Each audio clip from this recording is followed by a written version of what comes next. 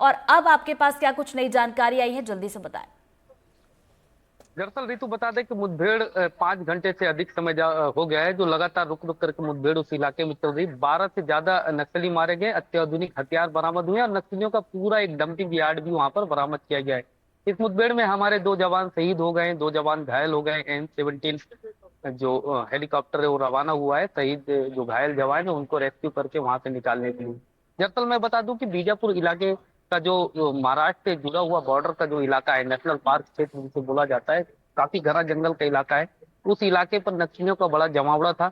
नक्सली पंचायत चुनाव पर विघ्न बाधा डालने के लिए वहां पर जमा हुए थे, जिसको देखते हुए DRG, STF और बस्तर फाइटर्स के जवानों का एक दल रवाना किया गया। जवान जैसे ही नेशनल पार्क एरिया के पहाड़ी के टेकरी के इलाके में पहुंचे तो नक्सलियों ने तो एक साइड से फायरिंग खोल दी, जिसके बाद जवानों ने चारों ओर से उन्हें कार्डन किया और एक जबरदस्त मुठभेड़ हुई, जहां पर जवानों ने लगातार एक एक करके 12 नक्सलियों को मार गिराया।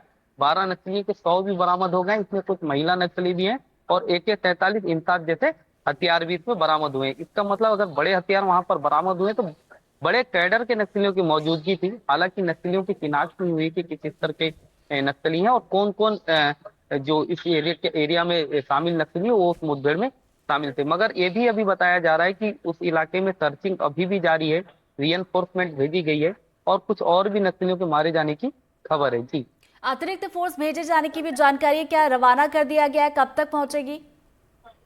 बिल्कुल, बीजापुर से लगभग 35 किलोमीटर की दूरी पर ये मुठभेड़ चल रही है। और मैं बता दूं कि बस्तर पर 35 किलोमीटर की दूरी मतलब एक प्लेन इलाका नहीं होता, जंगल का इलाका होता है। तो जवान सर्चिंग करते हुए एक दूसरे का कोऑर्डिनेट करते हुए और एक दूसरे जो कैंप है आसपास के उनकी सुरक्षा के साथ में जवान निकल रहे हैं।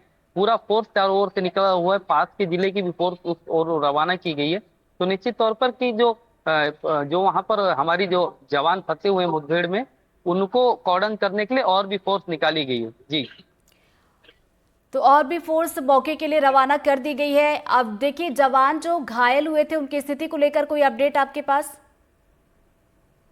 हालांकि अभी घायल जवानों को लेकर कोई अपडेट नहीं आया है, मगर ये जानकारी हमारे तक आई है कि M17 है जो वहां से रवाना हुआ है वो प्लेन इलाके में वहां पर उतारा जाएगा, जिसके बाद घायल जवानों को रेस्क्यू करके उनकी स्थिति को देखते हुए उचित इलाज के लिए ले जाया जाएगा। हो सकता है कि उन्हें सीधे वहां से रायपुर एयरलिफ्ट किया जाए और वहां पर उनको ले जाया जाए। जी चलिए, नजरें आप बनाए रखिएगा इस बड़ी खबर पर। जैसे जैसे अपडेट आएगी दर्शकों तक भी पहुंचाएंगे। फिलहाल बहुत बहुत शुक्रिया पंकज आपका तमाम जानकारी के लिए। और चलिए बढ़ते आगे, दमोह से बड़ी खबर, जहां हटानगर के सिविल अस्पताल में आग लगी है। अस्पताल के सिस्टर ड्यूटी रूम में आग लगी है। मरीजों को दूसरे अस्पताल में शिफ्ट किया गया है। बड़ी खबर दमोह से आप तक पहुंचा रहे हैं। हटानगर का सिविल अस्पताल, जहां की तस्वीरें आप देख रहे हैं। बता दें कि अस्पताल के सिस्टर ड्यूटी रूम में ये आग लगी है, जिसके बाद मरीजों को दूसरे अस्पताल में शिफ्ट कर दिया गया है। तो ये तस्वीरें देखिए, आग लगी थी, उसके बाद धुआं ही धुआं इन तस्वीरों में नजर आ रहा है।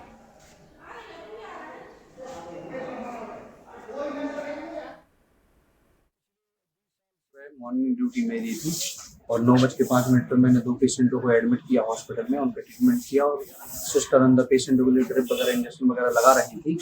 और अचानक से सिस्टर ड्यूटी रूम में शॉर्ट सर्किट या किसी भी घटना की वजह से अंदर आग लग गई। उसकी वजह से हॉस्पिटल में अफरा तफरी का माहौल हो गया। पर हमने हमारे हॉस्पिटल में जितने भी पेशेंट थे उनको प्रॉपर तरीके से नई बिल्डिंग में शिफ्ट कर दिया गया। हमारे हॉस्पिटल में कोई भी जनधन की हानि तो नहीं हुई है, लेकिन हॉस्पिटल में आग लगने की वजह से उसमें जो कंसंट्रेटर है, पुराने सामान वगैरह जो पड़े हुए थे, रखा हुआ था, वो पूरा जल गया है। पर हमारे हॉस्पिटल में कोई भी अप्रिय घटना नहीं घट पाई। ज्यादा जानकारी के साथ सहयोगी आजम खान हमारे साथ जुड़ गए, सीधा उनका रुख करेंगे। आजम, कब और कैसे पूरा घटनाक्रम हुआ? मौके पर अभी क्या कुछ स्थिति बताई जा रही है? ये पूरा घटनाक्रम लगभग 9 से 10 बजे के बीच का है, जबकि सारा स्टाफ ड्यूटी पर था और जो नर्सिंग ड्यूटी रूम होता है उसमें अचानक आग लग गई। आग का प्रारंभिक जो कारण है अभी शॉर्ट सर्किट से होना बताया जा रहा है। इसमें अचानक इतनी तेज भयावह आग लगी कि अफरा तफरी का माहौल मच गया। सारे डॉक्टर्स और स्टाफ ने सभी की आस पड़ोसियों की मदद लेकर जितने भी पेशेंट पास के रूमों में थे उन्हें शिफ्ट कराकर दूसरी जगह अस्पताल में शिफ्ट कराया है। और आग पर काबू पाने के लिए इन्होंने नगर पालिका में भी फोन लगाया, लेकिन फायर ब्रिगेड नहीं आ पाई और उन्होंने अपने जितने संसाधन थे उसके जरिए आग पर काबू पाया है। आग पर काबू पाने के बाद इस पूरे मामले की तफ्तीश चल रही है। बीएमओ जो पांडे जी हैं वो पहुंचे हैं और जैन सीएमओ दमोह से पहुंचे हो। आग लगने के कारण को पता लगाने की पुरजोर कोशिश की जा रही है। हालांकि इसमें कोई जनहानि तो नहीं हुई है, लेकिन बताया जा रहा है कि पुराना जो रिकॉर्ड था काफी मात्रा में वो जल गया है। कुछ ऑक्सीजन के सिलेंडर थे, उनके आसपास तक आग पहुंच गई थी। जी चलिए, बहुत बहुत शुक्रिया आजम आपका जानकारी के लिए। बढ़ते आगे, भोपाल के मोती नगर बस्ती में अतिक्रमण हटाने की एक बड़ी कार्रवाई शुरू कर दी गई है। इस दौरान पुलिस ने चारों दिशा में बैरिकेड्स लगाकर 1 किलोमीटर दूर तक आवाजाही पर पूरी तरह से रोक लगा दी है। अधिकारियों ने मीडिया को भी इलाके में प्रवेश की इजाजत नहीं दी है। आपको बता दें कि सुभाष नगर ब्रिज के 3rd लेन के लिए 384 मकानों और 110 दुकानों को हटाया जा रहा है। इलाके में 700 से ज्यादा पुलिसकर्मियों को भी तैनात किया गया। इसके अलावा 4 एसडीएम, 4 तहसीलदार समेत बड़ी संख्या में प्रशासनिक अमला भी मौके पर मौजूद है। आज मोती नगर जो इलाका है, यहाँ पर जो रेलवे की जो लाइन है उससे लगी हुई करीबन 110 दुकानें थी, जिन दुकानों को हटाने के संबंध में रेलवे के द्वारा अनुरोध किया गया था, क्योंकि सुरक्षा की दृष्टि से ये दुकानें जो है जोखिमपूर्ण इलाके में थी।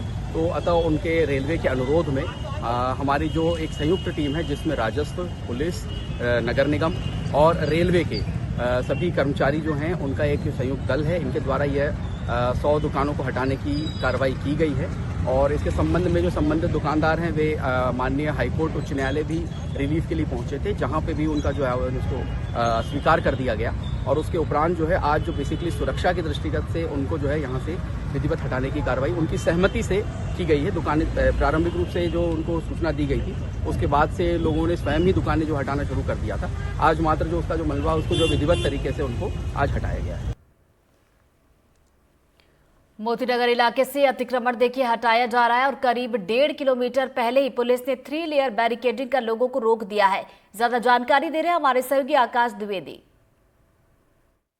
भोपाल में अतिक्रमण के खिलाफ बड़ी कार्रवाई चल रही है। भोपाल के सुभाष नगर इलाके के मोती नगर क्षेत्र में जो बड़ी संख्या में अवैध अतिक्रमण कर दुकानें बनाई गई थी, उनको हटाने का काम चल रहा है। तस्वीरें देखेंगे जहां पर अतिक्रमण की कार्रवाई चल रही है, उसके 1.5 किलोमीटर पहले ही लोगों को रोक दिया गया है। यहाँ तक कि जिनके घर में शादी है वो दूल्हा दुल्हन भी पैदल जो है वो जाते हुए नजर आएंगे, क्योंकि यहाँ पर बड़ी संख्या में पक्की दुकानें, जिनकी संख्या करीब 110 है, उन्हें तोड़ा जा रहा है। इसके साथ ही 384 मकान हैं जिनको तोड़ने की कार्रवाई नगर निगम और जिला प्रशासन कर रहा है।